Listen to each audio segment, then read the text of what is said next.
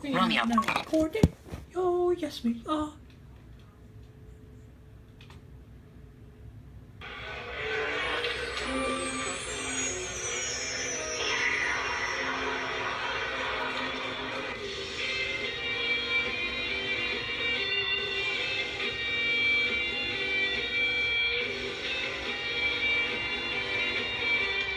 Awesome sauce.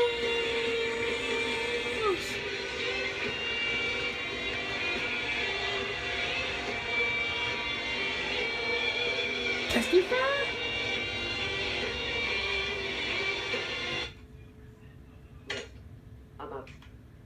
Hello, folks. This is Blind Adam, the Comic Pimp, and this is the Awesome Sauce Comics podcast.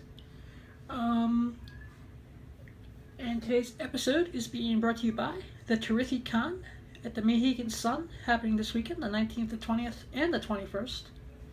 And I think I will be there. I think after I'm done recording, I'm going to call, get everything squared away, and I will be gone as of tomorrow night. So this may, be the only episode I put up this week. Not sure. I got a lot going on right now. And I do apologize to you, my Awesome Sauce family, for, the little bit of lapse in episodes. I'd like to thank everyone who stopped me at Boston Comiccon. Boston Comiccon was awesome sauce. Yeah, it was amazing. Got a couple interviews. But before I get to them, I would like to say thank you to a few very, very, very, very special people, whom without Boston Comic-Con would not have been possible. I went there to visit friends, and she was just like, let's go to Boston Comic-Con. I was like, okay, I will. So, the first person I'd like to thank is Rydia. Miss Silva, thank you. Thank you for your hospitality. Thank you for us spending some quality time together. I wish you the best of luck at the Nintendo event, and I can't wait to do more events with you in the future. I'm thinking Rhode Island, and that's all depending on my New York plans, which I'm still not sure about at this present time. Too many conventions, too little time. But Rydia, thank you for your hospitality. Thank you for letting me spend time with Rufus. Especially thank you for those brownies. They were amazing. Yeah, those brownies were sweet. I discovered through my friend Rydia the magic of pesto pizza. And I'd like to thank Eric Silling, Mr. Hollywood Cars himself, for always sponsoring the podcast whenever he can, for getting me into some of the bigger conventions when all my own means fail. If you're going to Wizard World Chicago, please stop by. He's going to have the DeLorean there. And if you can get your picture taken with Christopher Lloyd and the DeLorean, I'm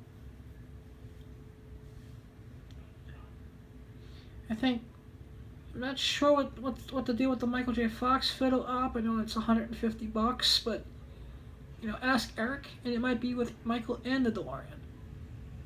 I love you, Eric. I thank you. Thomas Jaron, thanks for the lift back to Jersey. Thanks for being one of my bestest friends in the industry, and we shall talk soon, because the reorganization of Awesome Sauce Comics is about to begin, and a new day is upon us. Oh, yes, it is. Testify. Now, we're going to get to an interview, or the last little piece of my exchange with Frank Miller at Boston Comic-Con. It would help if you turn the power on, jackass. And then when I come back, we'll talk a little bit about the Suicide Squad.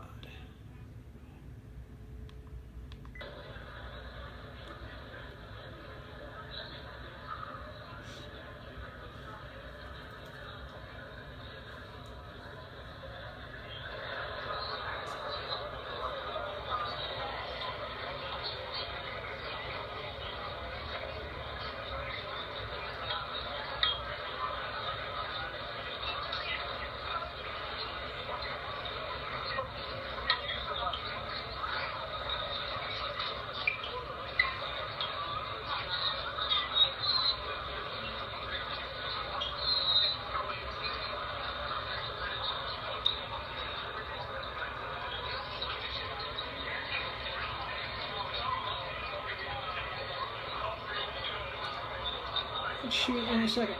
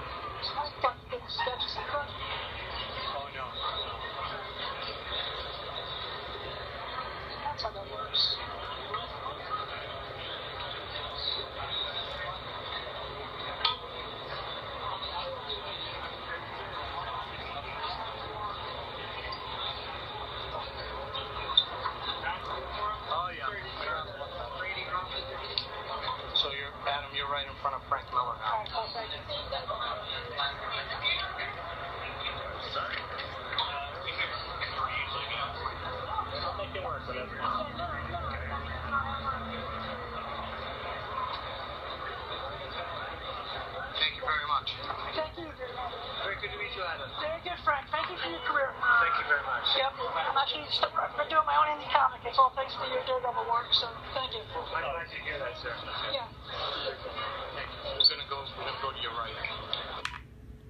Yep.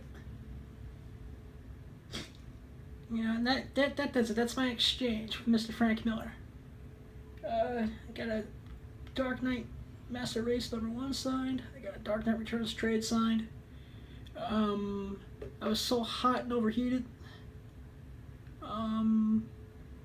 You know, my brain melted and I wasn't able to think of a quick question to ask. So that's that.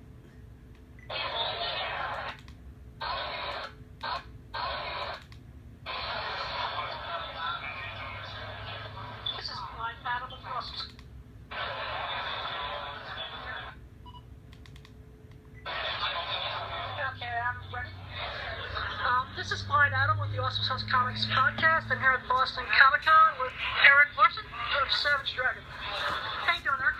I am doing quite well.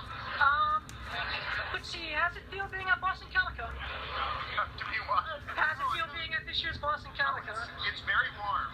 Yeah, it is extreme. This is like the hottest convention I've ever been at. I think I lost 6 pounds today. That's good. Okay, cool. So how'd you come up with the concept of Savage Dragon? I was just ripping off Batman. You're just ripping like off everybody else. Nice. Yeah, no, it was when I came up with it when I was a really, really little kid. So initially when I first created the character, he wore a mask like Batman does. And had a utility belt and a big cape and stuff like that. And as time went on, my work progressed and I kept drawing the character and he evolved over time. Eventually I lost the cape, I lost the utility belt, I lost the mask, and the fin that was on the mask became part of his head. And so at that point he really became his own character and he doesn't look anything like Batman anymore. Most people would be surprised to hear that was part of his roots. That's great. Actually, it's been one of my favorite books for a very long time. Actually, you have one of my favorite Jay and Silent Bob cameos in a comic book. Oh, nice. You know, my other question is what was your experience working on Spider-Man like? Because one of the last couple of comic books I could see well was probably one of your first published pieces of art in Spider-Man with the Daredevil cover from the Gangmore storyline. Oh, wow. I first started losing my sight around that time. And one of my friends who didn't want me to feel sorry for myself was like, you know, her nickname for me was Fatso. She said, "Hey, Fatso." That was flattering, didn't it? Yeah, well, that's the hottest girl in school at the time, so it was flattering. She's like, "I don't want you to feel sorry for yourself. There's a blind superhero." She hands me the first written Frank Miller Daredevil comic. Nice. And that issue, the Spidey 287, which had Daredevil on the cover. So, you know, what was it like, you know, first doing Spider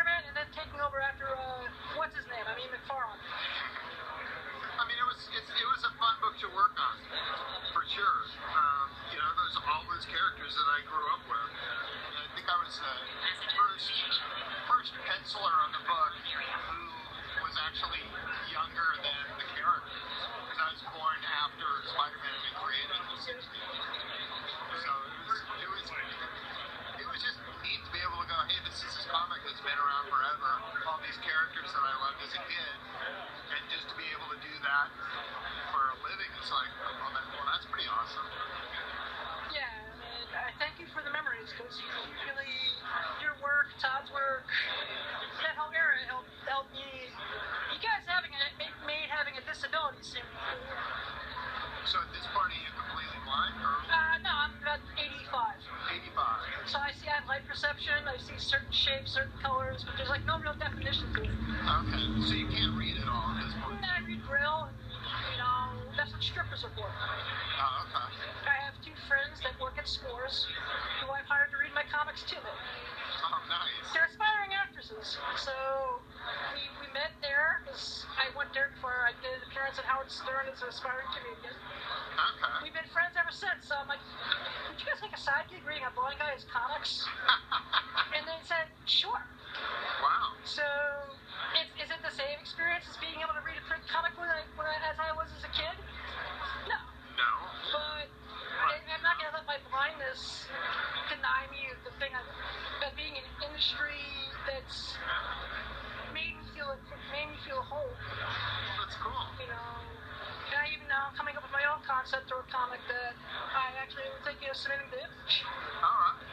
As soon as I find an artist, I have an idea, and I would not have had the life I had today if it wasn't for comic books. Well, that's cool. So thank you. You are quite welcome. Blind out of mouth. Yep. And we're gonna pause the Boston Comic-Con coverage for a minute just to say that critics are like assholes. Whoops. I mean, opinions are like assholes. Everyone has one, and most of them stink. And that's what I think about the critics who bashed the Suicide Squad movie, because I saw it, and it was fun. It was awesome sauce. It was just a fun ride. Will Smith is Deadshot. Margot Robbie is Harley Quinn. They steal. Oh, hang on. Spoilers. Spoilers. Spoilers. Spoilers. Spoilers. You've been spoiled and warned. And the movie's been out for almost 3 weeks now, so if you haven't seen it, just fast forward. But Suicide Squad was a blast. My favorite breakout character of it was Rick Flag. I thought Rick Flag was awesome. I also really liked the banter between Deadshot and Rick Flag. Triangle, bitch.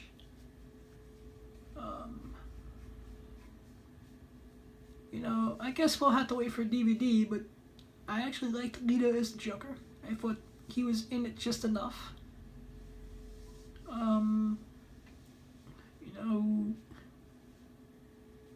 The Ben Affleck scene at the end was amazing, and it was just, if anyone wants to get more of that vibe between Waller and Batman, watch Justice League Unlimited.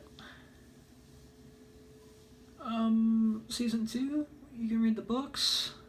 That relationship is the same.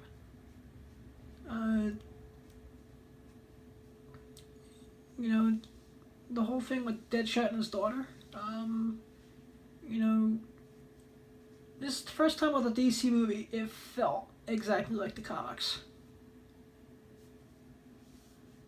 Captain Boomerang was sweet.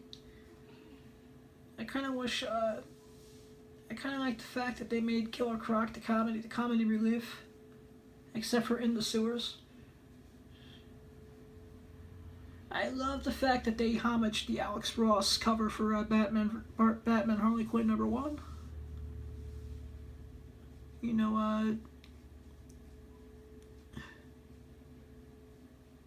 And I really, really hope there is a sequel, because I want more Suicide Squad.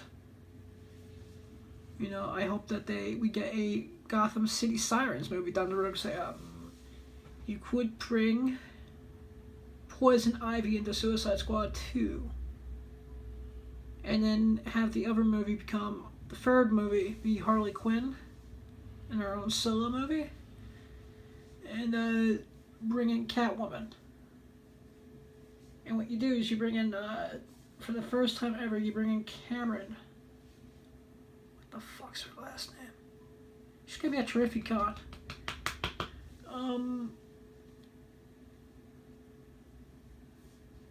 The actress from Gotham who plays Selena Kyle. Have her come in as Catwoman.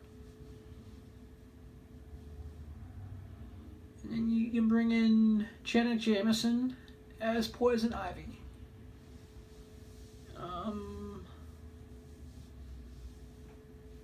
Which will be great for controversy.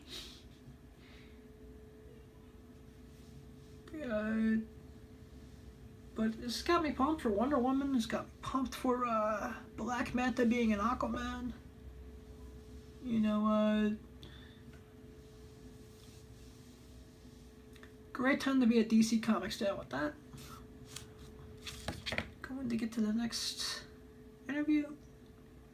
So don't listen to critics. Fuck Rotten Tomatoes. Fuck the critics. And if you go see a movie in the theater that you like, give it love on Facebook, YouTube, whatever.